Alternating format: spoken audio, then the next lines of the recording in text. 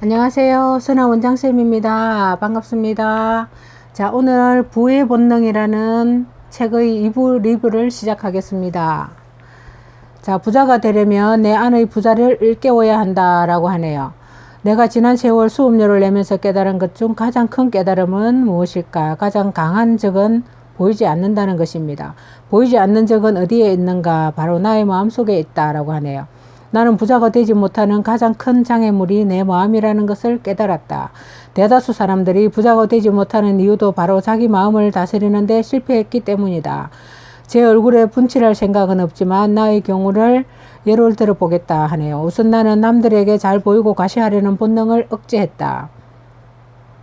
세탁기는 더 이상 부속품을 구하기 힘들 때까지 오래 썼고 TV도 마침내 고장났을 때 부속품이 없는 바람에 할 수 없이 새로 장만했다. 새 걸로 사라고 애원을 하는데도 불구하고 우리 부부는 해체되기 일보 직전에 흔들거리는 가구도 테이프로 붙여서 몇 번이나 더 이사했다라고 합니다. 이삿짐 센터의 사장님이 제발 새 걸로 사라고 했답니다. 그런데 이제 그렇게 하지 않고 테이프로 붙여서 몇 번이나 더 이사를 했다고 하네요. 옷과 가방, 신발은 유명 브랜드는 사절하고 유행을 타지 않는 디자인을 선택하여 낡아서 버릴 때까지 있었다. 내 코트는 결혼할 때 산 것이다. 낡아서 소매가 너덜너덜하다. 수선을 하도 많이 해서 발 길이가 깡통해지고 색도 바랬다.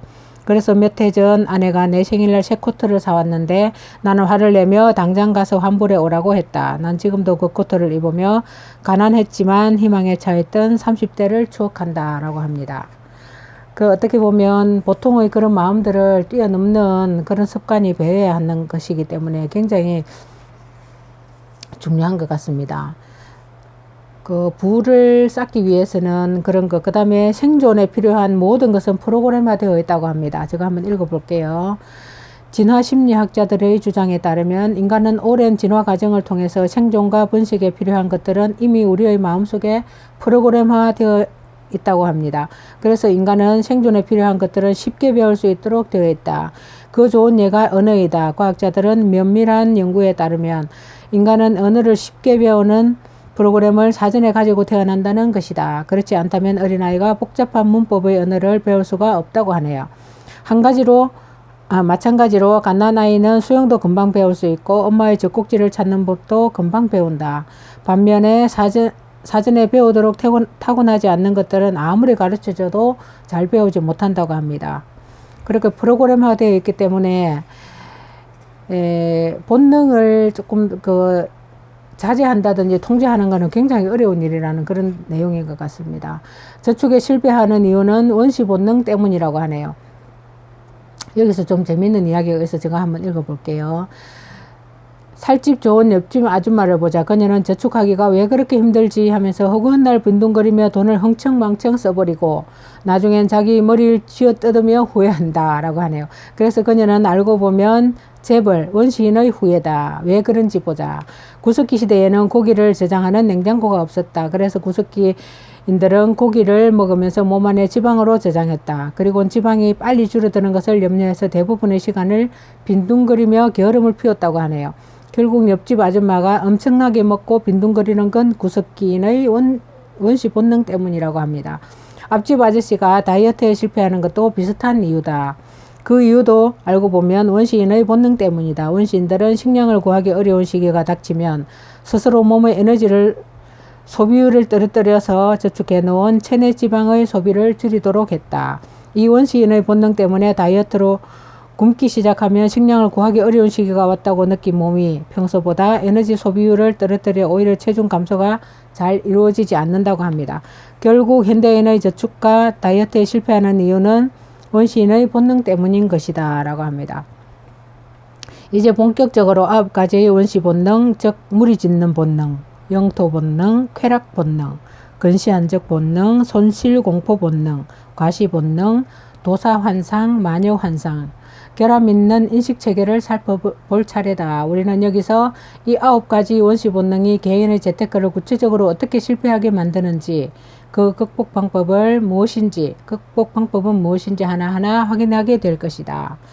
다시 한번 강조하는데 내 안의 이 9가지 장애물을 극복하지 못하면 우리는 절대 부자가 될 수 없다라고 합니다.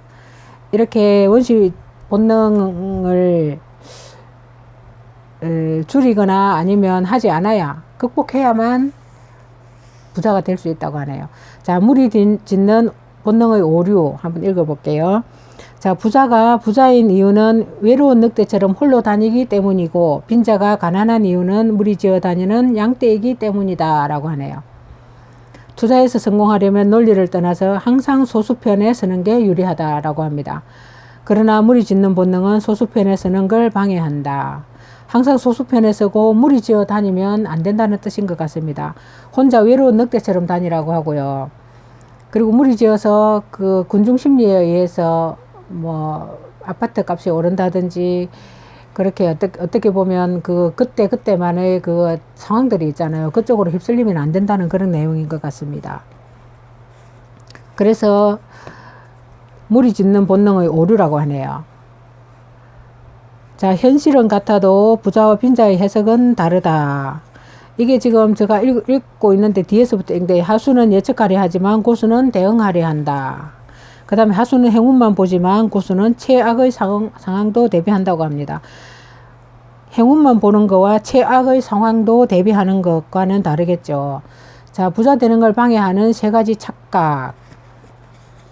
자, 여기서 짤막한 스토리가 있어서 제가 한번 읽어볼게요. 나무에 나붓기는 저 깃발을 보라. 바람에 흔들리는 것이냐? 깃발이 흔들리는 것이냐? 바람이 흔들리는 것이 옵니다. 아니다. 내 마음이 흔들리는 것이다. 노선과 제자의 문답이다. 우리는 우리가 보고 듣는 것을 진짜인 양 믿는다. 그런 생각은 두뇌가 현실을 정확히 인식한다는 믿음을 전제로 한다. 그러나 불행하게도 우리의 두뇌는 현실을 정확히 인식하지도 못하고 오히려 치명적인 결함까지 가지고 있다. 그래서 우리는 종종 이러한 두뇌의 현실 인식 시스템의 결함 때문에 재테크에 실패하게 된다. 두뇌의 인식체계 결함에는 세 가지가 있다. 행운, 편향, 인식. 모르는 것도 안다고 생각하는 착각. 돈과 자신에 대한 부정적 해석. 그 세 가지이다. 우리는 이 세 가지 때문에 부자가 되지 못한다. 그렇습니다. 이렇게 어떤 편향적인 인식과 모르는 것도 안다고 생각하는 착각. 자, 부정적 해석. 돈과 자신에 대한, 돈에 대한 부정적 해석은 굉장히 많죠. 저도 처음에는 이렇게 경제서적을 읽기 전에, 공부하기 전에는 부자에 대한 인식이 굉장히 안 좋았던 것 같습니다. 부자는 뭔가 법을 어기면서 부자가 되었을 것이다. 아니면 부자는 보통 사람들과 많이 다르고, 그리고 부자는 뭔가 이렇게 좀 은밀한 방법으로, 좀 좋지 않은 방법을 통해서 부자가 되었을 것이다. 그렇게 어떤 부정적인 해석을 많이 했던 것 같습니다. 근데 이 책에서 제가 많이 경제서적에서 똑같은 어떤 공통적인 내용들은 그렇게 부정적 해석에서 벗어나라고 하더라고요. 그래서 그 부정적 해석에서 벗어나고, 아, 그래, 이 사람들 나름대로의 어떤 그런 원칙이 있고 부자가 되기 위한 그런 방법들이 있었구나 하는 걸 알게 되면서 그 부자들의 부정적 해석에서 조금 더 많이 벗어나려고 애를 썼던 것 같습니다. 그러면서 점점점 저도 같이 부자의 반열에 끼울 수 있는 그런 방법이 무엇인지 모색했던 것 같습니다. 여러분도 그렇게 조금 긍정적인 방법으로 생각을 조금 방향을 바꾸면 좀 더 쉽게 그 사람들의 어떤 그런 생각과 그 다음에 그 상황들을 쫓아가지 않을까, 그런 생각이 듭니다.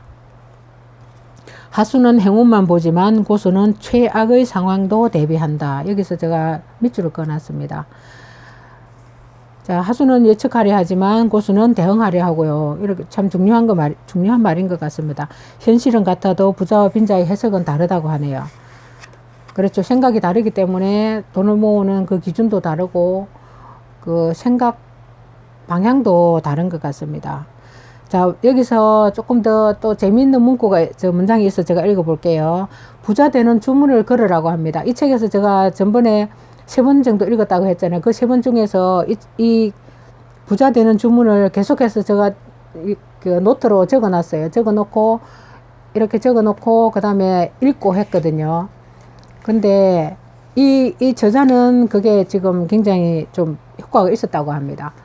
저도 이렇게 부의 본능이라는 이렇게 적어놓고 그 다음에 이렇게 주문도 적어놨었어요. 적어놓고 계속 봤어요. 그렇게 읽어보고 했는데 저는 잘 모르겠어요, 아직까지. 그렇게 주문을 한번 읽어볼게요. 부자가 되는 주문이라고 합니다. 아니면 행복해지는 주문, 뭔가 긍정적인 내 마음의 주문이라고 생각하고 한번 읽어볼게요. 슈퍼켈리, 후레저, 레스틱, XP, 레일, 도셔스. 내가 외우는 주문이다. 기분이 우울하면 행복해져라. 슈퍼켈리, 후레저, 레스틱, XP, 엘리, 도셔스라고 스스로 주문을 걸고 깔깔 웃는다 라고 하네요. 그러면 금세 기분이 좋아진다 라고 합니다. 이 주문은 아내가 내게 가르쳐준 주문이다. 메리 포핀스라는 동화에 나오는 주문이라나 아무튼 이 주문이 내겐 효과가 있다 라고 하네요. 저도 이렇게 주문을 적어서 계속 읽고 있습니다. 그렇게 어떻게 부자의 그 행동을 따라하는 것도 어떻게 보면 부자의 반열에 끼는 그런 일이 될 수 있다고 해서 저는 책에 나오는 것들을 많이 따라 해보고 있거든요. 자, 돈에 대한 부정적인 인식은 저도 그렇게 생각했다고 했죠. 한번 읽어볼게요. 돈이 사람을 망친다라고 생각하고 내가 벌면 누군가가 잃는다라고 생각합니다. 돈은 사람을 건방지게 만든다. 부자는 고독하다. 부자는 다리를 뻗고 잘 수가 없다. 돈이 많아봐야 근심 걱정만 는다. 가난한 사람이 많은데 혼자 부자가 되는 건 옳지 않다. 부자는 가난한 사람을 착취한다. 저도 그렇게 생각했습니다. 뭔가 불편한 편법으로 뭐 부자가 되었을 거야 이렇게 부정적인 생각을 했다는 거죠. 부자가 천국에 들어가기는 낙타가 바늘기로 들어가기보다 어렵다 그렇게 생각했다고 하는 것. 그 다음에 긍정적인 믿음과 긍정적인 마음은 또 있습니다. 긍정적인 것, 돈에 대한 긍정적인 믿음 한번 읽어볼게요. 돈이 있어야 좋은 일도 할 수 있고 자유롭게 살 수 있다. 돈은 사람을 좀 더 행복하게 하고 편안하게 만들 수 있다. 가난은 최악의 질병이며 가장 환자가 많은 질병이다. 가난하면 부자의 지배를 받고 빚을 지면 종이 된다. 가난한 사람은 사계절밖에는 고생하지 않는다. 가난의 수치는 아니다. 그러나 결코 명예도 아니다. 스스로 즐겁지 않으면 안 된다. 돈은 우리에게 즐거움을 준다. 이렇게 돈에 대한 긍정적인 생각을 저도 많이 했던 것 같습니다. 한 몇 년 전부터 했는데요. 그렇게 계속 돈을 소중히 여기고 돈을 굉장히 사랑하고 좋아하면 돈도 저를 좋아하게 된다 합니다. 그러니까 나를 따르게 하기 위해서는 내가 먼저 좋아해주면 그 어떤 타인들도 아니면 다른 어떤 매개체들도 돈이든 뭐든 다 좋아한다고 합니다. 그래서 내 집을 좋아하고 내 옆에 있는 사람을 좋아해줘야만 저도 그 사랑을 받을 수 있는 그런 존재라는 뜻이겠죠. 자, 가난을 극복하는 10계명 한번 읽어볼게요. 가난을 극복하는 10계명. 자, 첫째, 남들이 영화나 TV 보며 즐거워할 때 지루한 재테크 책을 읽고 저축 계획표를 작성하라. 2. 남들이 명품 옷과 중대형차로 뽐낼 때 시장 패션으로 센스를 높이고 소형차나 대중교통을 이용하라. 3. 남들이 친구에게 호기롭게 한턱 내며 기분 낼 때 눈 딱 감고 자린고비라는 비난을 감내하라. 4. 남들이 휴일에 야외로 놀러 다닐 때 흙먼지 날리는 공사 현장이나 부동산 업소를 답사하라. 5. 남들이 돈 많이 드는 골프 스키로 시간을 보낼 때 돈 안 들고 전신 운동도 되는 등산과 조깅을 즐겨라. 6. 남들이 맛집 찾아다니며 돈을 낭비할 때 외식은 아예 생각하지도 말고 집에서 음식을 해 먹어라. 7. 남들이 최신형 휴대폰을 자랑할 때 구식 휴대폰으로 자랑스럽게 들고 다니라 하네요. 8. 남들이 세계 곳곳을 돌아다닐 때 돈 안 드는 국내 여행으로 휴식이 있을 여행을 즐겨라 라고 합니다. 9. 남들이 대충 통 크게 살 때 10원 하나까지 꼼꼼하게 가계부를 기록하라. 10. 남들이 전세 살면서도 좋은 옷에 좋은 음식, 좋은 차 탈 때 내 집을 사고 융자를 갚아 나가라 라고 합니다. 이렇게 가난을 극복하는 10계명, 어떻게 보면 현실에 쏙쏙 와닿는 그런 이야기인 것 같습니다. 그렇게 부의 본능을 깨우는 실전 솔루션도 있습니다. 뒤에 보면 여러분도 꼭 한번 읽어보시기 바랍니다. 자, 뭐 여기서 보면 돈을 쓰고 싶은 유혹이 일 때마다 과거의 고통스러운 기억을 떠올려라고 하네요. 그런 내용도 있고, 부자가 되고 싶은가 가계부를 쓰라. 단순하지만 강력한 방법이다. 그 다음에 유혹은 강력하다. 유혹은 저항하기보다 회피하는 게 더 현명한 방법이다라고 하네. 작은 성공도 체험하면 큰 성공으로 이룰 수 있다고 합니다. 부자가 되기 위해서 필요한 것은 어마어마하게 큰 성공이 아니라 작은 성공의 체험이다라고 합니다. 작은 성공을 체험해야만 큰 성공으로 이어질 수 있다는 겁니다. 그 다음에 서약서 쓰기 같은 게 있는데요. 여러분도 한번 꼭 읽어보시기 바랍니다.